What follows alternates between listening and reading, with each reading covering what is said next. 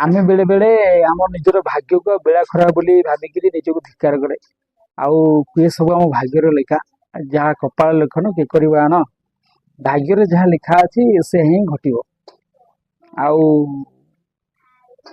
ଆମେ ସେଥିପାଇଁ ହାତ ଧରି ହାତ ବାନ୍ଧିକି ବସିଥାନ୍ତି, ମନ ଦୁଃଖ କରି ମଧ୍ୟ।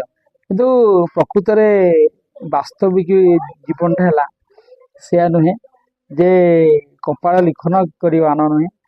ଲୋକ ମଧ୍ୟ କପାଳ ଲେଖାଟାକୁ ଲୋକ ଭାଗ୍ୟ ବଦଳେଇ ଦେଇଛନ୍ତି, ବୁଝିଲେ ତ।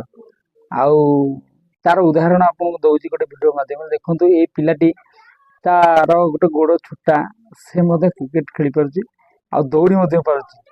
ସେ ନିର୍ଦ୍ଧାରଣ କରିନେଇଛି ଯେ ମୋର ମନ ଇଚ୍ଛା ବା ମୋ ମନ ଶକ୍ତି ଆଗରେ କିଛି ନୁହଁ, ବା ଆତ୍ମ ଯୋଉ ବିଚାରଧାରା, ମନର ବିଚାରଧାରା ଆଗରେ କିଛି ନୁହଁ, ସବୁ ଫିକା।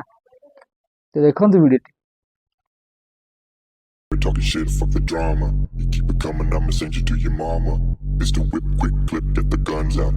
Dropping bodies into place till the sun's out.